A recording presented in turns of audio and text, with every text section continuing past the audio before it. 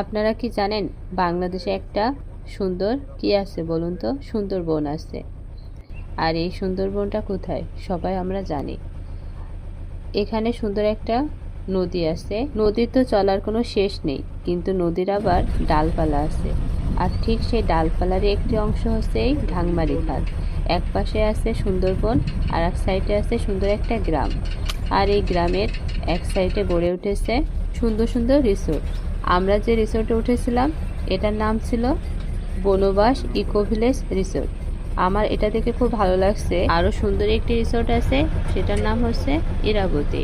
তাছাড়া আরও অনেকগুলো রিসোর্ট এখানে গড়ে উঠেছে। সময় থাকলে একবার ঘুরে আসতে পারেন। আমরা যখন গিয়েছিলাম প্রায় 1 বছর আগের কথা।